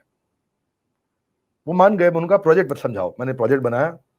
मैं कहा कि इससे लगभग 15 करोड़ रुपए का दान लेंगे मिस्टर रतन टाटा से, और जमशेदपुर में प्रोजेक्ट बनाएंगे किचन का, मिड डे मील। सरकार 2.5 रुपए की सब्सिडी सेंट्रल गवर्नमेंट देती है, बाकी फंड रेजिंग हम करा देते हैं। और वहां पे 65,000 बच्चे, ईस्ट सिंहभूम बोलते हैं उस पूरे डिस्ट्रिक्ट को, ईस्ट सिंहभूम बोलते हैं। जमशेदपुर डिस्ट्रिक्ट नहीं है, वो उसका एक हिस्सा है डिस्ट्रिक्ट का। Right sir. तो मैं कहा कि मैं पूरा रिसर्च करके गया, पूरा केस स्टडी बनाया, पूरा प्रोजेक्ट तैयार किया। तो बोले आपका क्या इंटरेस्ट है। मैं कहा मेरा इंटरेस्ट है वो 65,000 बच्चे स्कूल चले जाएं पढ़ने के लिए, खाना खिलाएंगे स्कूल के अंदर, गरम गरम राजमा चावल रोटी सब्जी खिलाएंगे उनको। वो खुद भी खा के जाएंगे, अपनी माँ के लिए भी पैक करके लेके जाएंगे। तो माँ कहेगी अपनी बेटी को, बेटी स्कूल जा, खाना भी खा के आएगी, पढ़ाई भी करेगी। सरकारी स्कूल में पढ़ाई तो फ्री है, ये जो है जमशेदपुर में आपको खाना भी मिलेगा यहाँ पे स्कूल में। तो गरम गरम खाना भी मिलता है, पढ़ने भी जाती, साथ में पैक करके ले आती है। मम्मी भी राजमा चावल खाती है, उनको मजा आता है। तो हुआ ये, इससे लड़कियों का जो ड्रॉप आउट हुआ वो घट गया। तो पहले मैं आपको बता दूं, जब वो मुख्यमंत्री बने तो उन्होंने फिर मेरा प्रोजेक्ट देखा, उनको पसंद आया। उन्होंने कहा आपको क्या चाहिए। मैं कहा ऐसा करते हैं, इनको समझाते हैं। मैं टाटा ग्रुप में गया, उनके managing director CEO mister Ratan Tata, सबसे मैं मिला, उनको प्रपोजल दिया। मतलब उम्र मेरी कम थी, 2011 की बात है, तो समझो आज से 9 साल पहले, अगर मैं अभी 38 का हूं तो तब समझो मैं 29 साल का था। तो मैं जाके उनको समझाया। मैंने कहा कि ऐसा है, आपकी ना गाड़ियां लेंगे, एक सेंट्रल किचन बनाएंगे, वहां पे सारा खाना बनेगा, और टाटा एस और टाटा 407 आप ही की यूज करेंगे, महिंद्रा की गाड़ी यूज नहीं करेंगे। और उसके ऊपर बोर्ड लगा देंगे कि Jamshedpur adopted by Tata steel, feeding 65,000 poor children every day. वो दिन में 8 घंटे गाड़ी घूमेगी, तो आपकी ब्रांडिंग एडवर्टाइजमेंट भी होगी। जब तक वो गाड़ी रहेगी तो उस पर आपकी ब्रांडिंग होती रहेगी। और अगर आप ब्रांडिंग एडवर्टाइजमेंट का अगर खर्चा ले लें एक गाड़ी का, तो एक गाड़ी की कॉस्ट ही आपकी 1 साल के लिए उसके लगभग 4.5-5 लाख रुपए आपको कम से कम खर्च करना पड़ता है अपने एरिया के अंदर ब्रांड एडवर्टाइजमेंट करने में। 5 लाख की टाटा एस बन भी जाती है, और उसकी लाइफ है 7 साल, यानी कि आपकी 1 साल की एड के खर्चे पे 7 साल की एड हो जाएगी, और बाकी प्रोजेक्ट फ्री हो गया। तो उनको लगा यार ये लड़का बहुत तेज है, इसने जबरदस्त तरीके से पूरा प्रोजेक्ट समझाया। तो उन्होंने पूछा कि ऐसे पहले किचन बनाया है। तो हमने इस्कॉन के साथ मिलकर पहले भी ऐसे किचन बनाए थे। तो वो 65,000 बच्चों की फिर किचन बनी भी। मैं 15 करोड़ रुपए उनसे दान लेके भी आया, और वो किचन भी बनाई। आज भी 65,000 बच्चे खाते हैं। मैंने पहली बार तब कोई प्रेस कॉन्फ्रेंस अटेंड की थी। आज भी मेरे फेसबुक पे जो लोग जाते हैं, फेसबुक पे अगर आप 2011 की मेरी पर्सनल प्रोफाइल फोटोग्राफ्स देखेंगे, तो अर्जुन मुंडा होंगे, टाटा ग्रुप के सारे लीडर्स होंगे, मैनेजिंग डायरेक्टर सीईओ होंगे, मैं होऊंगा, रिबन काट रहे होंगे, आपको सब दिखेगा। तो वो मेरे लिए एक बड़ा प्राउड मोमेंट था। तो मैं फन की जगह मैं सर्विस के मोमेंट में ज्यादा असल में आनंद लेता हूं। अभी लॉकडाउन में भी आपने सर बहुत सारा चैरिटी किया, दान दिया। मैं आपको बात बताता हूँ सुरेंद्र भाई, मैं दान चैरिटी तो बहुत सालों से ही कर रहा हूँ, पर मैं बता नहीं रहा था। हुआ ये कि अब हम इतना पब्लिक में आ गए ना, इतना लाइमलाइट में आ गए। तो अगर मिस्टर रतन टाटा की फोटो लगाते रहे, देखिए इन्होंने इतना करोड़ रुपए दिया, अमिताभ बच्चन जी ने सलमान खान जी ने इतना डोनेशन दिया, इस सब लोगों ने इतना किया, दूसरों की तारीफ करते थे तो नीचे लोग कमेंट में लिखते थे, विवेक बिंद्रा तूने क्या किया, तूने क्या किया। तो काफी दिन तक मेरी टीम के लोग बोलते रहे कि सर बता देना चाहिए, बता देना चाहिए। तो हम अवॉइड कर रहे थे। वो क्या कहते हैं ना, कार्यकर्ता असली वही है जिसका कार्य तो दिखे पर करता ना दिखे। पर यहाँ पे जैसे जैसे हम लाइमलाइट में आने लगे तो उसकी आवश्यकता बढ़ती चली गई। तो फिर हमने सोचा कि अब हमें इसको थोड़ा प्रोजेक्ट और पोजीशन कर देना चाहिए। पर ये समझ लेना चाहिए, मैं आपको बताता हूँ मिस्टर सुरेंद्र, मैं जो भी पैसा कमाता हूँ उसके 3 हकदार होते हैं। सर फिलॉसफी समझा देता हूँ, मैं जो पैसा कमाता हूँ उसके 3 हकदार होते हैं। उसका जो तीसरा हकदार है वो पहले नंबर पे होता है, पर बताता हमेशा तीसरे नंबर पे हूँ। पहले मैं पहले हकदार के बारे में बताता हूँ। उसका पहला हकदार है कंज्यूमर, जिसने मुझको पैसा दिया है तो मुझे उसको ऐसा प्रोडक्ट बना के देना है कि उसको उसका लाभ मिल सके। 3 हकदार हैं पैसे के, तो जो मैंने पैसा कमाया उसका एक बड़ा हिस्सा कंज्यूमर पे वापस खर्च कर देंगे, उसको ऐसा प्रोडक्ट, ऐसा कंटेंट, ऐसी टेक्नोलॉजी, ऐसी सर्विस बना के देंगे कि वो डिलाइटेड महसूस करे। उसका दूसरा हकदार है वो हमारी लीडरशिप, हमारे एम्प्लॉइज। तो वो पैसा मैं उनमें बांटता हूँ, उनको ईसॉप देता हूँ, कंपनी के शेयर होल्डर बनाता हूँ, उनको अच्छे इंसेंटिव देता हूँ। आपको जान के हैरानी होगी, पिछले 1 क्वार्टर में जो हमने एम्प्लॉइज को सैलरी, तो खैर किसी की काटने का मतलब ही नहीं होता, किसी को नौकरी से निकालने का मतलब ही नहीं उठता, नौकरी से तो निकालना बहुत दूर की बात है लॉकडाउन में। सैलरी किसी की कभी एक दिन आज तक जिंदगी में लेट नहीं होने दी हमने। पर हमने जो उनको इंसेंटिव दिए इस दौरान कोरोना क्राइसिस में, ये टोटल ग्रुप के की जो सैलरी कॉस्ट थी उसका 1/3 केवल सेल्स वालों को इंसेंटिव मिला, ओवर एंड अबव सैलरी। तो उन्होंने मेरे को पर्सनल वीडियोस बना बना के धन्यवाद किए कि सर हम इमेजिन ही नहीं कर सकते, जहां लोगों की नौकरियां जा रही हैं और आपने हमारी तनख्वाहें 3-3 गुना इंसेंटिव के साथ में बढ़ा दी। तो मेन बात यह है कि पहला है हकदार कंज्यूमर, जो हमारा कंटेंट कंज्यूम करता है, प्रोडक्ट खरीदता है, एवरीथिंग अबाउट एंटरप्रेन्योरशिप ज्वाइन करता है। दूसरा हकदार है हमारे एम्प्लॉइज, हमारे लीडर्स। और तीसरे हकदार है वो कृष्ण, जिन्होंने बुद्धि दी, इंटेलिजेंस दी कंपनी चलाने के लिए। तो उनकी सेवा के लिए हम समाज की सेवा में इन्वॉल्व हो जाते हैं। तो 3 जगह मैं पैसा लगाता हूँ। मेरी अपनी तनख्वाह अगर मैं बताऊंगा तो हो सकता है आप चक्कर खा के गिर भी जाए। सर बताइए, थोड़ा सा मोटिवेशन मिलेगा सर, एक नई दिशा मिलती है आपकी हर काम से, हर कार्य से। मैंने पब्लिक में कभी बताया नहीं, लेकिन आज आज आपने पर्सनल बातें बहुत करा दी हैं। मैं केवल कंपनी से 1.5 लाख रुपए महीना तनख्वाह लेता हूं, जिसमें मेरा खर्चा सारा अच्छा सा निकल जाता है। पर मेरे पास में 1.5 लाख से ऊपर की तनख्वाह पे कम से कम 100 लोग हैं। मतलब समझिए 1-1 करोड़ के पैकेज वाले बहुत लोग काम करते हैं, जो मेरी टीम में काम करते हैं। पर मेरी जरूरत नहीं है पैसे की, तो मैं लेता नहीं। मैं ट्राई करता हूँ मेरी जो 90% इनकम है वो चैरिटी में देता हूँ। अपने पास 1.5 लाख रुपया इतना सफिशिएंट है कि मैं खुल के उसमें खर्च कर सकता हूँ, क्योंकि मैं खर्च कर नहीं पाता। जब खर्च करने जाता हूँ तो लगता है ये पैसा भगवान का है, ये समाज का है, ये एम्प्लॉइज का है, तो मैं अपने पे यूज नहीं कर पाता। मेरे ख्याल से ये ऐसा मैं नहीं है कि अपने मन को मार रहा हूँ या कोई कहानी सुना रहा हूँ। उसका एक ही कारण है, क्योंकि मैं वृंदावन में, गुरुकुल में, आध्यात्मिक जीवन जमीन पे बहुत समय बिताया। वो सबसे खुशी का समय था। वहीं से ताकत आई है, डिटैचमेंट आ गया। रैपिड फायर क्वेश्चंस कुछ तैयार किए हैं सर हमने आपके लिए, चलेगा। Thank you so much sir. Doctor Bindra की एक ताकत और एक कमजोरी। हाँ, ताकत और कमजोरी रैपिड फायर है। देखिए, मेरा मेरा मिशन है, वही मेरी ताकत है। मेरा मिशन है, वही मेरी कमजोरी है। मिशन क्या है सर? मेरा मिशन है भारत के व्यापारियों को नेक्स्ट लेवल पे लेके जाना, देश की जीडीपी पे इंपैक्ट लेकर के आना, भागलपुर के गांव के गरीब बच्चे को बॉस्टन के बराबर खड़ा करना, पीलीभीत के एक बच्चे को पेरिस के बराबर खड़ा करना, उनको मजबूत बनाना। ये मेरा मिशन है, ये मेरी ताकत है, और यही मेरी वीकनेस भी हो जाती है। इसके कारण मैं अपने कई नुकसान कर बैठता हूँ, चाहे वो मेरी हेल्थ का हो, परिवार को समय ना दे पाना, और चीजें करना। वही मिशन मेरी स्ट्रेंथ है, वही मेरी वीकनेस है। मिशन को हिलने नहीं देंगे। That's great sir. What is best compliment you have Gotan? Best compliment मैंने आपको बताया था, पर एक और बताता हूं आपको। ईस्ट का हार्वर्ड बोला हमारे को। अभी हार्वर्ड हमारे पे केस स्टडी लिख रहा है। हम दूसरों की केस स्टडी बनाते थे, अभी हार्वर्ड हमारे पे केस स्टडी बना रहा है। और दूसरा एक अच्छा कॉम्प्लीमेंट ये था कि जब मैं अपने गुरुजी के पास बैठा था और वो किसी और गुरुजी को बता रहे थे, मतलब किसी और सीनियर भक्त को, किसी संत को बता रहे थे कि ये मेरा शिष्य है। जब उन्होंने बोला ये मेरा शिष्य है, तो उस दिन मैं सबसे ज्यादा गर्वित महसूस हुआ कि मेरे गुरु ने मुझे शिष्य के रूप में स्वीकार कर लिया है। वरना एक सदगुरु शिष्य को स्वीकार करे, ये बहुत बड़ी बात होती है। तो जब उन्होंने थोड़ा मुस्कुराते हुए बोला ये मेरा शिष्य है, तो वो दिन मेरे लिए एक सफलता होती है। जैसे मतलब कभी फादर प्राइड के मोमेंट से बोलते हैं ना, ये मेरा बेटा है, तो ऐसा महसूस हुआ जैसे, क्योंकि वो मेरे गुरु ही मेरे पिता के समान है। तो जब उन्होंने बोला है तो बहुत वो दिन कभी भूल नहीं सकता मैं। That's great sir. Shrimad Bhagavad Gita के अलावा आपकी मनपसंद बुक कौन सी है? आप पहले से तैयारी करके आए थे, आपको पता है कि आप मनपसंद किताब पूछेंगे तो मैं भगवत गीता बोल दूंगा। सारी दुनिया जानने लग गई है सर ये। अच्छा ठीक है, तो इसलिए आपने पहले ही पूछ लिया। श्रीमद् भगवत गीता के अलावा बताओ भाई, गीता में बताओ। चलो ठीक है, एक किताब है 4DX, 4 discipline of execution, Chris McChesney की, वो मुझे बहुत पसंद है। और एक किताब है the one thing by Gary Keller, वो मुझको बहुत पसंद है। ये दोनों किताबों ने मेरे अर्ली करियर को काफी शेप अप किया। सर आपका किताब पढ़ने का तरीका किस प्रकार रहता है, थोड़ा कुछ बताएंगे सर? किताब पढ़ने का तरीका मेरा रहता है स्पीड रीडिंग। मैं बहुत स्पीड से पढ़ता हूँ। स्पीड रीडिंग सीखना भी चाहिए आपको, बहुत स्पीड से कैसे पढ़ा जाता है। और मेन मुद्दे किताब से जल्दी निकाल लेता हूँ। अब तक बहुत किताबें मैंने पढ़ ली है, ऐसे गिनी तो नहीं कितनी पढ़ी है, पर हाँ हफ्ते से 10 दिन में एक किताब मैं खत्म कर लेता हूँ। अभी भी रेगुलर पढ़ते हैं सर? बिल्कुल, कैसे छोड़ देंगे, ये तो भोजन है हमारा। That's great, wonderful sir. एक गलती जो आपने की और लोग न करें। शुरुआत के दिनों में मैं एम्प्लॉइज का ध्यान रखने का बहुत प्रयास किया, फिर भी नहीं रख पाया।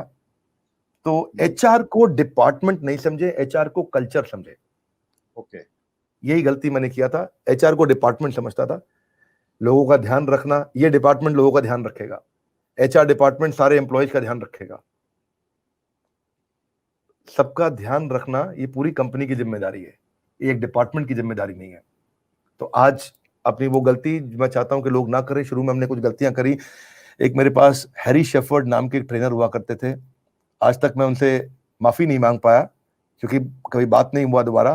पर आज आपके चैनल के माध्यम से मैं बताऊंगा कि 12,000 रुपए की बेचारे की तनख्वाह थी, बहुत छोटी, मेरे बिल्कुल शुरुआती पहले 6 महीने की बात थी, और उसका टीडीएस काट लिया गया अनजाने में।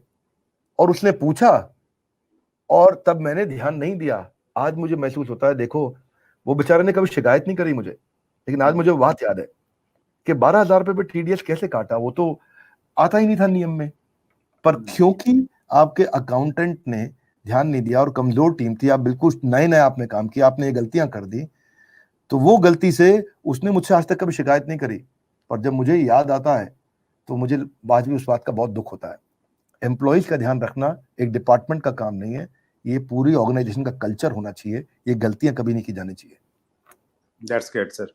भगवान अगर सामने आए और जल्दी से बोलें कि एक वरदान मांगो तो क्या मांगेंगे? अपनी सेवा में लगाए रखो। Wonderful, that's great sir.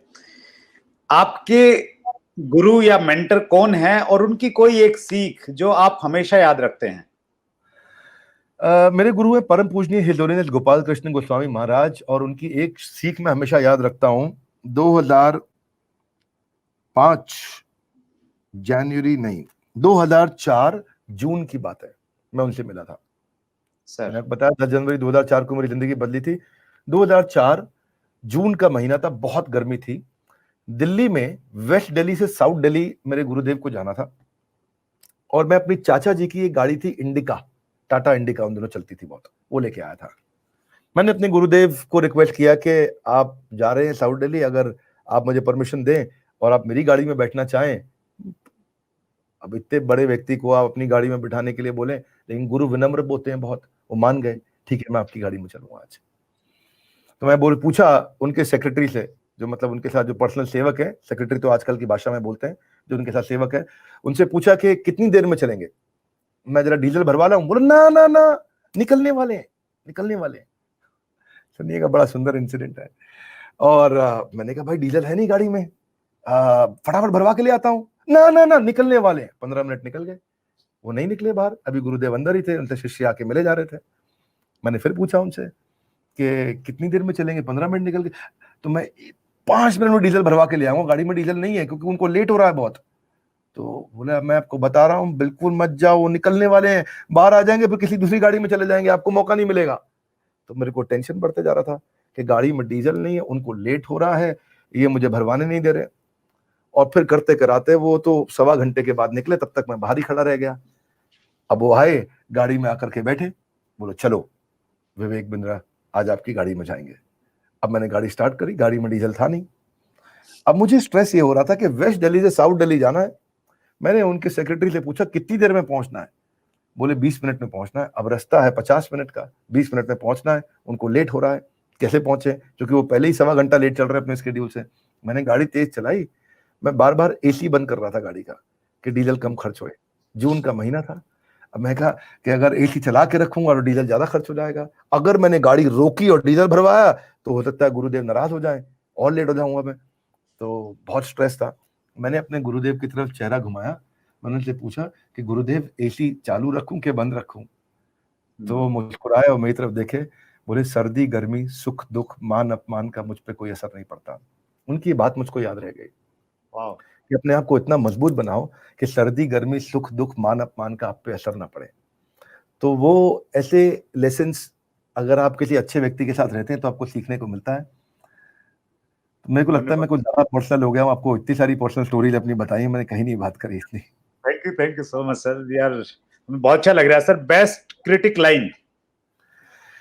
Best critic line सबसे ज्यादा मुझे, अगर कभी ऐसा हुआ है कि जब बड़ी बेइज्जती करी गई हो जिसको बोलते हैं, या क्रिटिक ढंग से स्ट्रांगली किया गया हो, ऐसे तो रोज आता है यूट्यूब पे, आपके भी नीचे कमेंट आएंगे, यहाँ भी लोग बुराई करेंगे, कुछ अच्छा भी बोलेंगे कुछ बुरा भी बोलेंगे। जो बुरा बोलेंगे उनसे सीखेंगे, जो अच्छा बोलेंगे उनको धन्यवाद करेंगे। तो पर ये बात है 2012-13 की। एक विजय नाम के ट्रेनर हुआ करते थे दिल्ली में, साउथ दिल्ली में, अभी भी हैं। मैं उनकी कंपनी में नौकरी मांगने गया था, 2011-12 की बात है, और उन्होंने रख भी लिया नौकरी पे 2012, हाँ, और 2012 राइट, रखा भी नौकरी पे। पर वो उनकी पत्नी और उनकी पत्नी की फ्रेंड ये सब मुझे बोला करते थे ये ट्रेनर नहीं बन सकता, तो कभी ट्रेनर नहीं बन। तो मैंने कहा कि एक मॉक सेशन में लेके दिखाता हूँ, आप लोग बैठिए, मैं ट्रेनिंग का सेशन देता हूँ। तो जब मैंने उनके सामने सेशन लिया तो उन्होंने बहुत मजाक उड़ाया मेरा, बहुत बेइज्जती किया कि तुझे बोलना नहीं आता, तेरी आवाज में तुतलापन है, इसमें लिस्प आता है, तू ख को ख ऐसा बोलना चाहिए, नहीं बोल सकता, और तेरी आवाज में दम नहीं है, you are a failure trainer, तो तुझे 10,000 रुपए का काम नहीं मिल सकता लाइफ में। तो जब उन्होंने ऐसा बोला तो मैंने बोला कि आप सिखाओ, मैं कुछ कोशिश करूंगा। तो उन्होंने मेरी तनख्वाह भी नहीं दी, मुझे निकाल भी दिया 2 महीना काम करने के बाद। तो निकाला, उसके बाद फिर एनीवेज तो कोई बात नहीं, तनख्वाह नहीं दी, निकाला उन्होंने। लेकिन आज मैं सोचता हूँ कि जो होता है अच्छे के लिए होता है, और वो दिन अगर इतने कठोर नहीं होते तो आज उनकी तरह की बहुत सारी ट्रेनिंग कंपनीज हमारे पास बिकने के लिए आई हुई हैं, हम उन्हें खरीद सकते हैं आसानी से, we can acquire them. That's great sir. आपका यूट्यूब चैनल सर पूरी दुनिया में फेमस है, आपका मनपसंद YouTube channel doctor Vivek Bindra के अलावा कौन सा है? कोई यूट्यूब चैनल मेरा फेवरेट नहीं है, आई विल बी ऑनेस्ट। हाँ, पर कुछ स्पीकर्स मेरे फेवरेट है, मैं तो आंसर जरूर करूंगा। एक तो हार्वर्ड बिजनेस रिव्यू आप कह सकते हो कि वो चैनल मुझको पसंद है। मिस्टर मोहनदास पाई हमारे देश में जो इन्फोसिस के को फाउंडर थे और मणिपाल यूनिवर्सिटी के चेयरमैन है, वो मेरे फेवरेट स्पीकर है, मुझको पसंद है, और हमारे प्रोफेसर भी हैं हमारे यहाँ, सिखाते भी, और मुझे पसंद बहुत है वो। अश्वत्थ दामोदरन है, वैल्यूएशन के गुरु, न्यूयॉर्क यूनिवर्सिटी के प्रोफेसर, वो मुझे पसंद है। निर्मल्या कुमार है professor London school of business के, वो मुझे काफी पसंद है। डॉक्टर रामचरण है हार्वर्ड बिजनेस स्कूल के, वो मुझे बहुत पसंद है। जैक वेल्च जो जी के को जो $12 बिलियन से $400 बिलियन पे ले गए, वो मुझको पसंद है। तो ये कुछ लोग थे जो मुझे काफी पसंद है। That's great sir. बिल्कुल लास्ट मोमेंट पे हैं सर हम लोग, मैं 2 ऑप्शन दूंगा, उनमें से आपने कोई चूज करना है। Sir your favourite Indian politician, Narendra Modi और राहुल गांधी? ओके, मैं थोड़ा फिर से अलाउ करूंगा आपको, मुझे डिफरेंट आंसर देने दीजिए। मुझे नरेंद्र मोदी भी पसंद है, राहुल गांधी भी पसंद है। आप पूछ सकते हैं क्यों। राहुल गांधी जो है उनकी एक अपनी ताकत है, वो लोगों को साथ में लेके चलते हैं लेकिन ज्यादा दूर तक चल नहीं पाते। नरेंद्र मोदी की अपनी ताकत है, वो लोगों को साथ नहीं लेके चलते लेकिन चलते बहुत दूर तक है। उनकी डिसीजन मेकिंग एबिलिटी बहुत मजबूत है बीजेपी गवर्नमेंट की, लेकिन वो लोगों का पूरा विश्वास नहीं जीत पा रहे। और कांग्रेस की डिसीजन मेकिंग एबिलिटी बहुत कमजोर है, पर लोगों का वो कुछ हद तक विश्वास जीत पाया करते थे, कम से कम ये कह सकता हूं। तो हमें क्या करना चाहिए, हमें दोनों से सीखना चाहिए। हमें बीजेपी गवर्नमेंट की स्पीड और डिसीजन मेकिंग सीखनी चाहिए, और कांग्रेस की हमारे को लोगों को साथ में लेके चलने की और जोड़ने की क्षमता सीखनी चाहिए। That's great sir. सबसे ज्यादा लर्निंग यूट्यूब से की जा सकती है या बुक से? दोनों से की जा सकती है, आपके ऊपर निर्भर करता है कि आप किससे सीखना पसंद करते हैं। इंडिया का नंबर 1 दुश्मन आप किसे मानते हैं सर, पाकिस्तान या चाइना? इंडिया का नंबर 1 दुश्मन इंडिया ही है। अच्छा, हम खुद अच्छे हो जाएंगे तो फिर हम लोग सबसे शक्तिशाली बन जाएंगे। और इधर है चाइना पाकिस्तान, कोई नहीं देखेगा। जिस दिन इंडिया अंदर से मजबूत हो गया, जिस दिन हमने यहाँ पे लर्नेबिलिटी एजुकेशन पे काम कर दिया, कौन सा दुश्मन दिखता है? कभी आजू बाजू नहीं देखना चाहिए। दुश्मन पे फोकस करने की जगह अपनी ताकत अपनी इतनी बढ़ा देनी चाहिए कि दुश्मन टच थोड़ी करेगा फिर आपको। That's great sir. Last question है, which life was better, as a monk और एज ए सीईओ?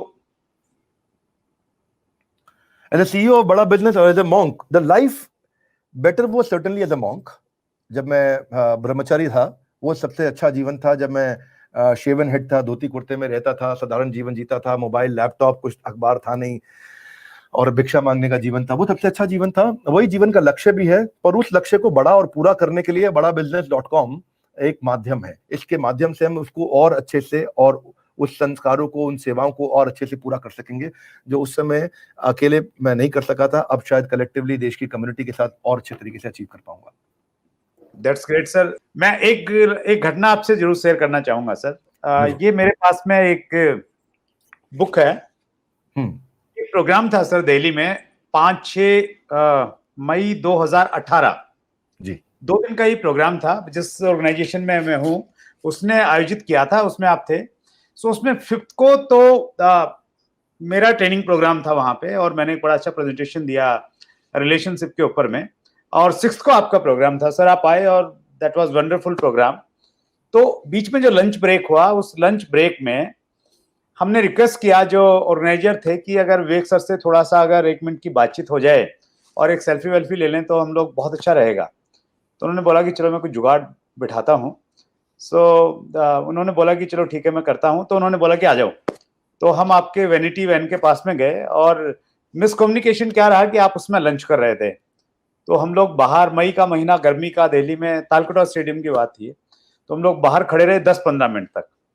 तो 10-15 मिनट तक खड़े रहे गर्मी में और हम भी अचीवर, वहां के बड़े अचीवर। सो अंदर से थोड़ा सा एक ईगो हार्ट हुआ। तो हमने बोला कि नहीं नहीं अब हम लोग नहीं लेंगे। फिर वो आए, बोले नहीं अब डॉक्टर साहब फ्री हैं, कम्युनिकेशन गैप हुआ कुछ और अब आप चलिए। मैंने कहा नहीं नहीं अब हम नहीं लेंगे। लेकिन सर आपकी वीडियो को मैं सुनता आया हूँ और पूरा हिंदुस्तान ही सुनता, उससे एक मोटिवेशन मिला। और जिस दिन हमने चैनल स्टार्ट किया, एक सपना था बहुत बड़ा था कि एक दिन डॉक्टर विवेक बिंद्रा जी से हम लोग मिलेंगे, इंटरव्यू शूट करेंगे। वो आज पूरा हुआ सर।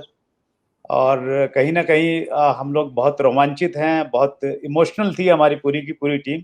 आपने समय दिया। हालांकि हमारी संख्या बहुत बड़ी नहीं है सर, हमारे सब्सक्राइबर बेस की अगर हम बातचीत करें तो हम बहुत छोटा सब्सक्राइबर बेस है। लेकिन आप जैसी पर्सनैलिटी की शायद महानता यही है कि आप उस संख्या में नहीं जाते। एक बार फिर हृदय की गहराई से बहुत बहुत धन्यवाद। धन्यवाद। मैं यही कहूंगा आपसे कि इस अपने चैनल को बहुत आगे बढ़ाइए, बहुत आगे लेके जाइए। जैसा कि मेरा फिलॉसफी है, मैं इतनी दूर आया हूँ यहाँ रहने के लिए नहीं, और आगे जाने के लिए।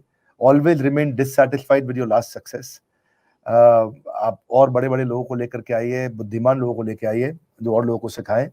धन्यवाद सुरेंद्र वत्स जी। पिछली बार सेल्फी मिस हो गया, अभी आपको हम घर बुलाते हैं, इनवाइट करते हैं, आपके साथ लंच डिनर करते हैं, अच्छे से सेल्फी लेंगे और कई सेल्फीज लेंगे आपके साथ। धन्यवाद इनवाइट करने के लिए, अपने सारे दर्शकों से बात करने का मौका देने के लिए। मुझे लगता है मैंने दिल से आज कई ऐसी बातें कर दी जो मैं नहीं करता था कभी भी। तो ये आपके चैनल पे मैं शायद कर पाया।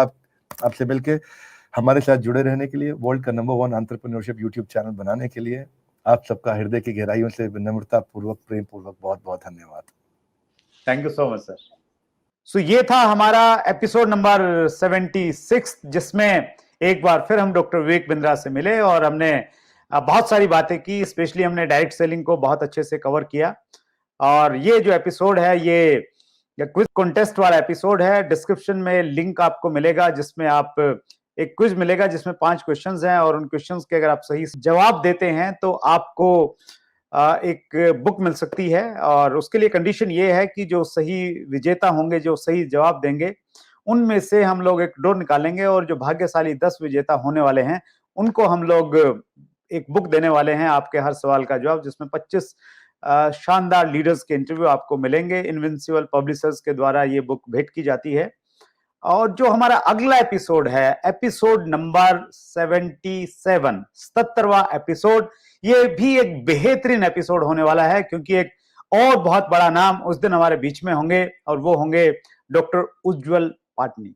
जी हाँ, जिन्होंने एक नया वेंचर लॉन्च किया है, businessjito.com, जिसके माध्यम से वो पूरे देश को एक अलग तरह की एजुकेशन दे रहे हैं। सो ये हमारा सौभाग्य है कि हम डॉक्टर उज्जवल पाटनी का वेलकम करना जा रहे हैं। सो 77th एपिसोड मंगलवार रात्रि 8 बजे आपके सामने होगा। आपने अगर अब तक चैनल को सब्सक्राइब नहीं किया है, सो एक बार फिर मैं कह रहा हूं कि वो एपिसोड आपका मिस नहीं हो। चैनल को सब्सक्राइब कीजिए, बेल आइकन दबा दीजिए, ताकि उसकी इंफॉर्मेशन आपके पास में आ जाएगी। थैंक यू वेरी मच, बहुत बहुत धन्यवाद। अगर आपने अभी तक chat with Surendra Vats channel को सब्सक्राइब नहीं किया है तो अभी सब्सक्राइब करें और बेल आइकन दबाना ना भूलें, जिससे आपको आने वाली सभी वीडियोस की अपडेट सबसे पहले मिले और हमारी किसी वीडियो को मिस ना करें। वीडियो को ज्यादा से ज्यादा शेयर और लाइक करके अपना प्यार जरूर दें।